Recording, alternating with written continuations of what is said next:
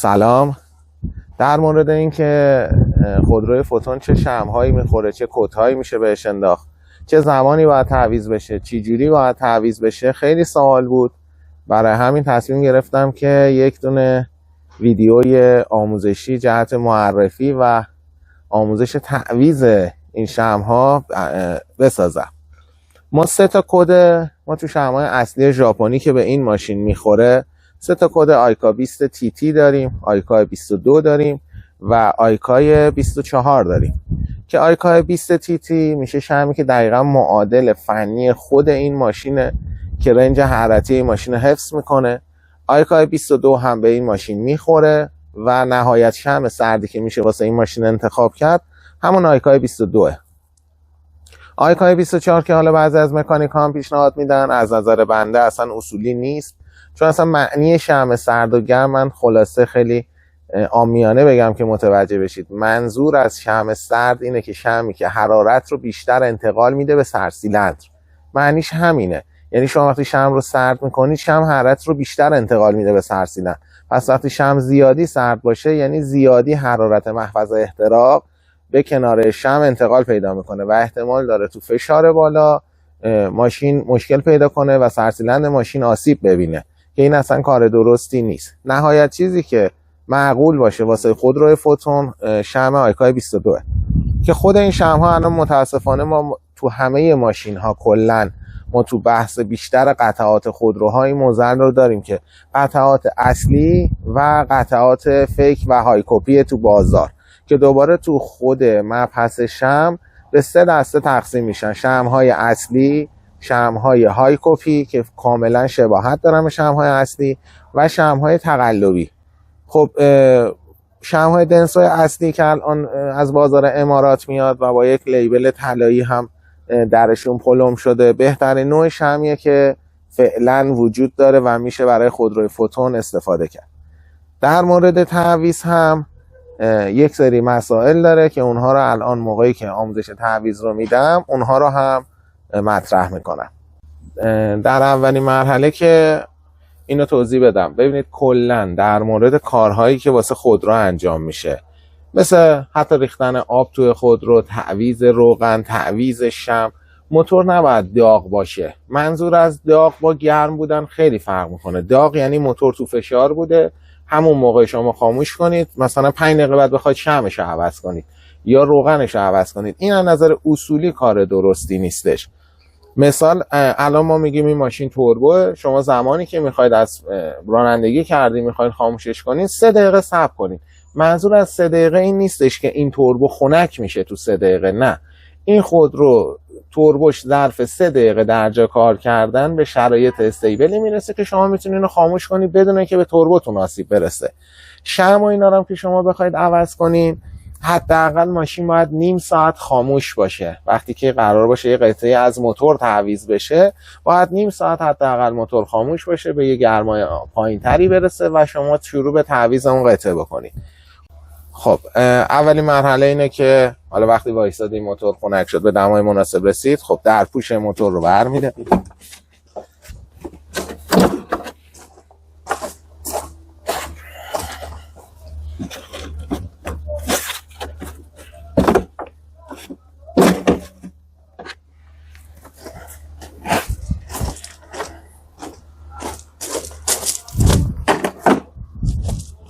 خب در مرحله بعدی باید کوئل ها برقشون جدا بشه که یک ضامنی داره، حواستون باشه این ضامن رو به پایین فشار میدید، اون خاری که نگه دارندش هست، و این به صورت سری هر 4 تا کوئلش، یعنی نیومدن که هر کدوم از کوئل ها یک دونه واسه خودشون جدا سیم داشته باشن.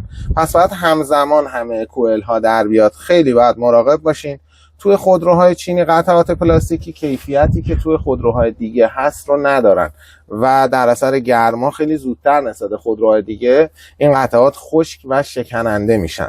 پس باید حتما اون سوکت کوئل ها رو خیلی با دقت خارج بکنین از کوئل ها.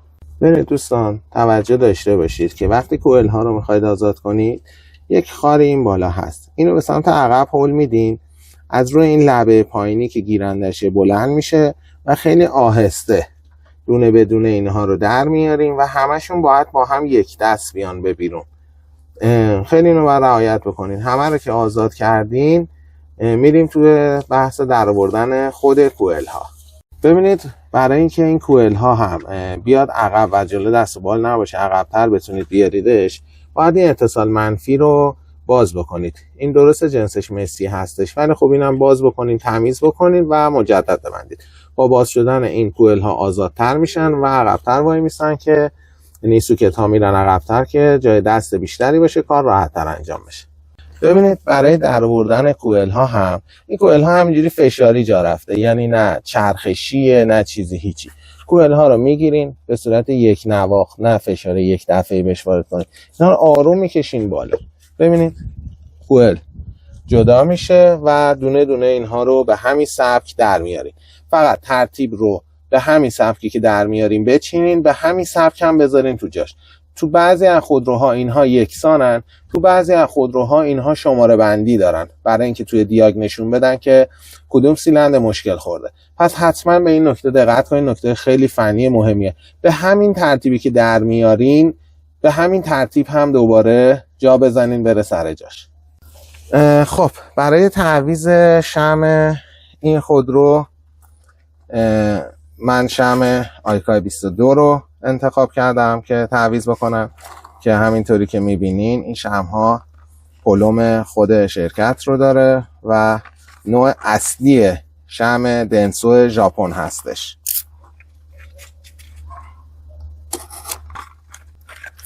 در زمان باز کردنش کل مسیر کار شمع یه قطعه بسیار حساسه و این شمع ها از نظر فیلر شدن اینا اصلا نباید فیلرشون به هیچ عنوان دست بخوره. ما متاسفانه داریم مکانیک هایی که میخوان ادای واردی درارن یا کار اضافه‌ای بکنن و پول اضافه‌ای بگیرن و به این فیلرها دست میزنن که میگن این فیلرها باید تنظیم بشه.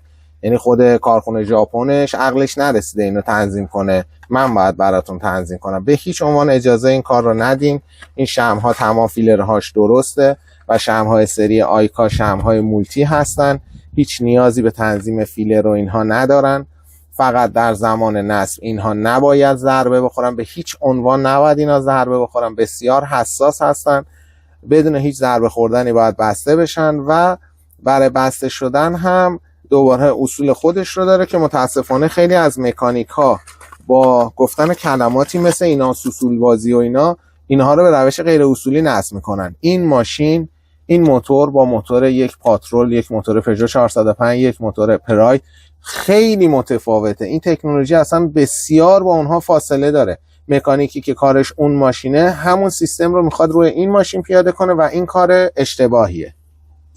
ببینید برای بستن شمع موتور اصلا همه حتی خودروهای قدیمی باید با تورکمت بسته بشه. این که ما شمع رو میبندیم با دست صفر میکنیم بعد یه نیم دور میزنیم و ببینید اون که با دست میبندیم هر کسی یه زوری داره، یکی همون با دست بستنش امضا نیم دور یه آدم مکانیک دیگه میبینید میره. اصلا همچین چیزی نیستش. ما تو خیلی قطعات خودرو، حتی پیچ‌های چرخ، حتی سرسیلندر خودرو، ما در تمام اینها یک فشار ثابتی رو شرکت گفته بسته به آلیاژ، بسته به نوع خودرو، بسته به فشاری که به اون خودرو میاد، با این نسبت فشار ببندید قطعه رو. و از همه مهمتر یک نواخت بودن این فشاره. حتما شمع باید با تورکمت صفر بشه. این زیادی اگه صفر بشه سرسیلندر اصلا میگن ترسیده، ترک میخوره، از قسمت اتصال شمع ترک میخوره. اگر شل بسته بشه کمپرس داریم ما از اون قسمت. اگر یک نواخت بسته نشه باز ماشین به مشکل میخوره. خلاصه حتما باید با تورکمت بسته شه. این برای در آوردن شمع و دوباره جا زدن شمع باید حتما از این آچارهای آهنربای مگنتی داشته باشین. شما به هیچ عنوان با غیر مگنتی هاش کار نکنین، دردسر میشه غیر مگنتی ها. خب من اینها رو خودم شل کردم با آچار. شمع رو باز میکنیم.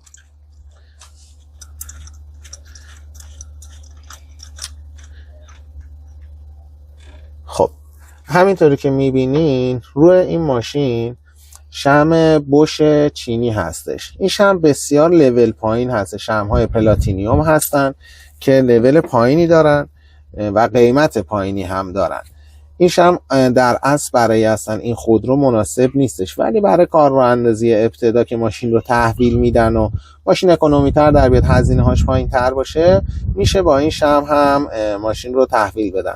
ولی خب بهتره این شمع روی 10,000 کیلومتر تعویض بشه و حتما از نوع ایریدیوم جایگزین بشه، دیگه این شمع پلاتینیوم استفاده نشه. خب الان این شمع ایریدیوم رو هم میبندیم. ببینید شمع ها وقتی روی این مگنتی ها قرار میگیرن دیگه فیکس میشن. خب موقع فقط جا زدن باید خیلی حواستون باشه، اینو ول نکنید، اینو آروم تا پایین برین.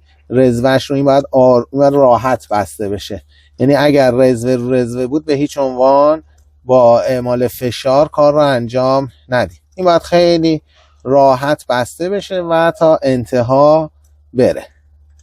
خب انتها هم تا جایی که حالا با دست میشه اینو صفر میکنیم. خب الان هر 4 تا شمع رو من تعویض کردم، فقط میمونه اینها یک دست با تورکمتر صفر بشن. خب الان با تورکمتر صفر میکنیم. تورکمتر یه صدای وقتی به اون نقطه به نیوتنمتری که شما میخواید که واسه این ماشین بین 20 تا 25 نیوتنمتر این ماشین باید شمعش صفر بشه، یه صدای خیلی ریزی میده که الان من یه دونه رو صفر میکنم. ببینید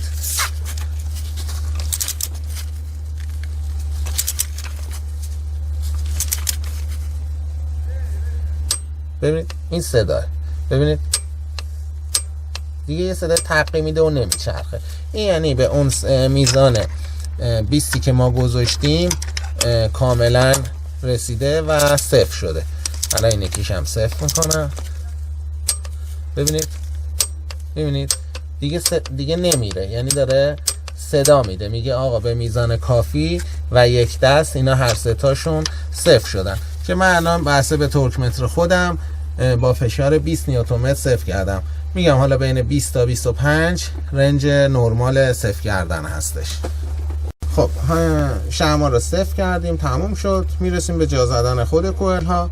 عرض کردم احتمال داره کوئل ها ترتیب و شماره داشته باشن تو دیاگ خودرو، احتمال هم داره که نداشته باشن. حالا ما بهتر ریسک نکنیم، به همون ترتیبی که 1 2 3 4 در آوردیم به همون ترتیب هم دوباره کوئل ها رو جا میزنیم، ترتیبشون رو عوض نمی کنیم. کوئل ها رو هم فیکس جا میزنیم. خب کوئل ها رو که جا زدیم میرسیم به جا زدن خود فیش ها و بستن این اتصال مسیمو. ببینید 4.79 این میشه اوم ثابت این شمع که این موقع تعویضش بوده و این شمع رو تعویض کردیم با نوع اصلی که هم از نظر اوم هم از نظر کارکرد شرایط بهتری داشته باشه. و ببینید این شمع از روی ماشینی باز شده که حدودا 12-13 هزار کیلومتر راه رفته. با 12,000 کیلومتر که بهترین اکتانه که بدون MMT همون آرتمنه استفاده شده. شمع کارکردش تموم شده، یعنی اصلا این نیستش که بگیم این شمع اتفاق خاصی واسش افتاده. این شمع با 12,000 کیلومتر عمرش تمام شده و موقع تعویضش بوده که من پیشنهادم به دوستان همون 10,000 تاست.